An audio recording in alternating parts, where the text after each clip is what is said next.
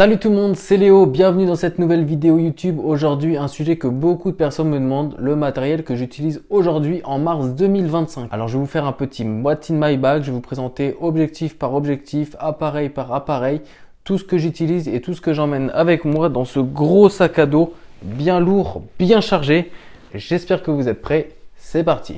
Alors pour commencer, j'utilise un gros sac photo comme ceci, c'est un Tarion Pro, donc une fois qu'il est plein, il est vraiment extrêmement lourd. Franchement, quand on le porte sur le dos de longues heures, c'est vraiment long et pas très agréable au final. Alors, on va commencer tout de suite sur le côté. Avec la poche sur le côté, je mets tout simplement mon monopod. Alors c'est un monopod tout basique, c'est un Manfrotto que j'ai depuis 5-6 ans ou peut-être même plus. Franchement, c'est la base. Il n'est pas de super bonne qualité, mais c'est surtout pour au niveau de l'effort, ça m'aide. Comme je l'avais dit dans les dernières vidéos, quand on a un téléobjectif, c'est extrêmement lourd. Là, je le pose dessus. Franchement, au niveau de l'effort physique, je gagne pas mal là, à ce niveau-là. Ensuite, sur le côté, je mets également ma chaise de camping. Donc, j'en ai suffisamment parlé dans les autres vidéos. Alors, c'est tout simplement une petite chaise de camping comme ceci, 3 pieds. Ça vaut environ 3 € chez Decathlon. Ça fait largement le taf. Celle-ci, pareil, je l'ai depuis des années et des années. Et je pense qu'elle va me faire encore des années et des années. Alors, ensuite, pour ce qui est vraiment du matériel photographique, je vais vous présenter tout ça. Alors, comme vous pouvez le voir, mon sac, on va dire, il est rangé en 1, 2, 3 et 4 pochettes. Donc, la principale ici, c'est là où je vais avoir le plus de choses, où je vais mettre principalement tous mes objectifs et tous les appareils que j'utilise. Alors, je vais vous montrer tout ça. Hop. Là, j'ai encore une pochette que j'ouvre. Tac, tac. C'est bien protégé. Alors, on va commencer tout de suite avec le premier appareil. Donc, c'est mon appareil principal. C'est un Canon 90D. Donc, ici, on est sur un réflexe APS-C de 32,5 millions de pixels. La rafale, on va être à 10 images par seconde si je ne dis pas de bêtises. On est sur un appareil de très bonne qualité. Et le prix neuf, on va dire, je crois que je l'avais payé 1100 € il y a 3-4 ans. Et je crois que malheureusement, il n'a pas baissé tant que ça. Donc neuf, par exemple à la Fnac ou sur Amazon ou sur Canon, il va être très difficile de le trouver à moins de 1000 €. Ensuite, mon deuxième boîtier que là j'ai depuis un mois, depuis le 1er février, c'est un petit Canon R10. Donc ici, on est sur un hybride APS-C donc de 24 millions de pixels. La rafale, on va être à je crois 15 images par seconde en mécanique et à 25 images par seconde en électronique. Donc sur cet appareil, j'ai dû bien évidemment rajouter ici une petite bague d'adaptation pour pouvoir mettre mes anciens objectifs sur le nouveau. Donc ça évite de racheter tous les objectifs.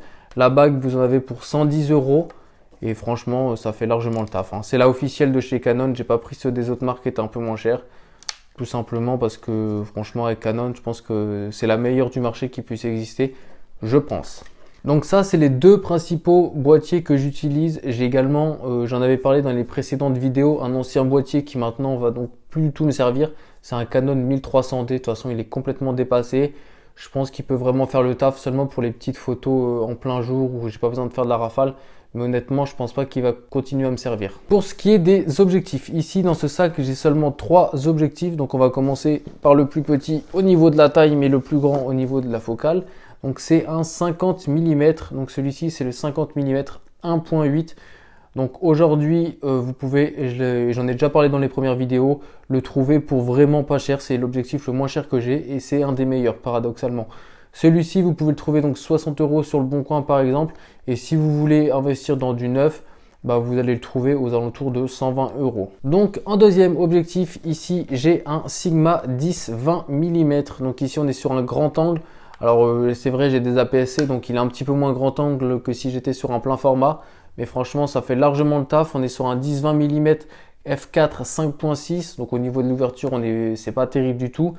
Mais bon, moi je l'ai utilisé principalement à Spa-Francorchamps en juillet dernier. Et avec le flash, franchement avec mon ami Mathieu que je salue dans cette vidéo, on a vraiment réussi à faire des photos vraiment sympas tous les deux. C'est lui qui me l'avait conseillé donc je le remercie pour ça. Cet objectif là on le trouve aux alentours d'occasion, pareil pour 100 € je dirais. Moi je l'avais payé 130 € je crois sur le bon. Mais depuis il a encore un petit peu baissé. Pour le trouver neuf ça va être un petit peu plus compliqué parce qu'on est quand même sur la gamme de Sigma qui commence à dater un petit peu. Je ne sais pas s'il se trouve encore en neuf, mais franchement si vous le voyez sur d'occasion, n'hésitez pas, c'est vraiment une valeur sûre aussi. Et dernier objectif que j'ai dans cette principale pochette, c'est un 10-50 mm, encore une fois de chez Sigma. Alors celui-là, il me sert pas beaucoup, je l'ai surtout acheté pour remplacer le 18-55 de base que j'avais de chez Canon. L'avantage de celui-ci, c'est qu'on est en 2.8, donc franchement, ça c'est un petit avantage. Il me sert pas souvent. Pour le prix de ce 10-50 mm f2.8, pareil, on va être aux alentours d'une centaine d'euros. Le trouver neuf, ça va être compliqué parce qu'on est sur la même gamme que le 10-20 mm. Donc ça, c'est deux objectifs qui commencent à dater. Je pense qu'ils ont pas loin de 10 ans, si je dis pas de bêtises. Donc les trouver d'occasion, c'est beaucoup plus simple que les trouver neufs. Et au final, acheter un objectif d'occasion quand vous le regardez bien et qu'il est bien nickel et tout, vous craignez pas grand-chose. Alors ensuite, on va passer à cette pochette tout en bas. Je vais vous montrer ce que je mets dedans. J'ai pas grand-chose. J'ai tout simplement mon objectif principal, le 70-200 f2.8 de chez Canon.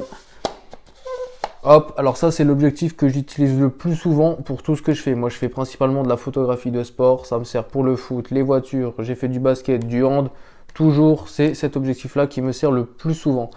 9, vous pouvez encore le trouver dans une version plus récente. Je pense que 9, ça va commencer à chiffrer. Je pense qu'on va être aux alentours de pas loin de 2000 euros, voire plus, selon les versions et les marques. Celui-ci, je l'ai acheté d'occasion 850 euros. Donc ça, c'est vraiment une valeur sûre pour tous les photographes de sport qui veulent commencer. Je sais que c'est un bon gros budget quand même, hein. 800 euros pour un objectif, ça commence à faire.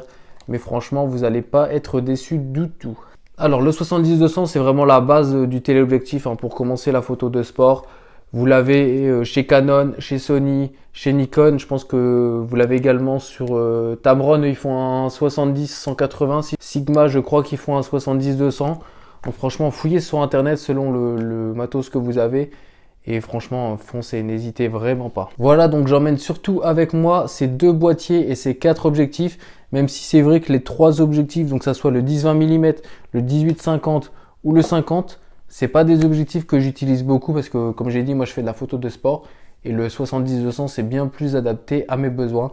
Mais faites en fonction de vos besoins et tout, même si vous n'avez pas de 70-200 et que vous avez déjà un 50 mm, franchement vous pouvez faire des trucs vraiment propres déjà. Alors maintenant je vais vous montrer tous les petits gadgets que j'emmène avec moi. Alors dans cette pochette ici, qui est une pochette solide, donc bien protégée, je mets régulièrement tout simplement ce qui va être carte SD. Donc je les mets dans cette petite boîte là, j'en ai plus là actuellement, ce qui sont mes différents boîtiers. Mais je mets les cartes SD ici.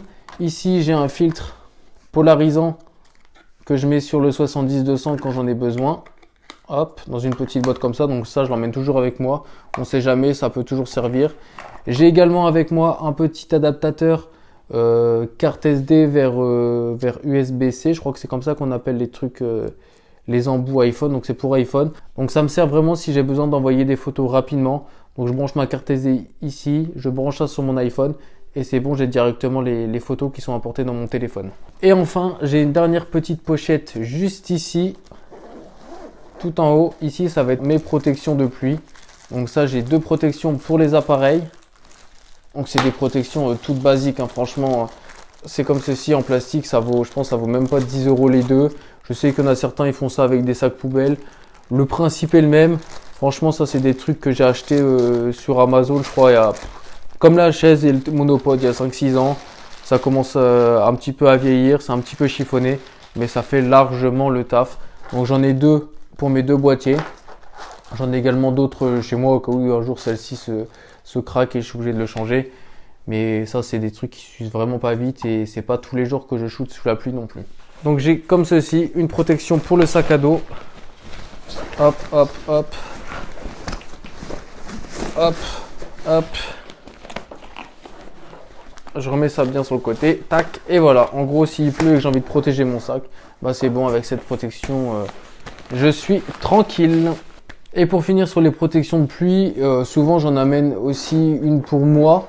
Faut bien, une fois qu'on a protégé le matériel, il faut bien protéger le bonhomme. Donc souvent je la mets ici, un petit peu au-dessus de mon 70-200, j'ai la place. Donc le désavantage, c'est par contre, une fois qu'il a plu, bah, je peux plus la ranger ici, je suis obligé de la prendre à la main parce qu'autrement l'humidité avec l'objectif, ça fait pas bon ménage. Et pour finir, j'ai une dernière pochette ici juste à l'arrière dans laquelle je mets tout simplement mon PC. Alors c'est un PC HP la référence, j'en ai aucune idée. Je sais qu'il a 16 Go de RAM, que je l'ai depuis 3-4 ans plutôt, je dirais. C'est un PC qu'à l'époque j'avais payé 700 € neuf. On est à 16 Go de RAM, ça suffit amplement pour faire mes photos via Lightroom. Voilà, donc on a fait un petit peu le point de tout le matériel que j'emmène. Si on prend mes 4 objectifs, donc ces 3 petits plus les 70-200 qui est dans mon sac, plus les 2 appareils, plus le PC, plus tous les gadgets entre guillemets, donc que ça soit monopode, chaise, protection de pluie, carte SD, je pense qu'on est aux alentours de pas loin de 3000 € mine de rien, voire un petit peu plus. Hein. Franchement, je sais que c'est des budgets énormes pour la photo, mais j'ai pas eu ça dès le début. Hein. Comme j'ai dit, moi j'ai commencé avec un 1300D et un 70-300. Le combo il coûtait 300 €, j'avais pas de sac photo, j'avais pas de PC, je faisais ça sur une tablette.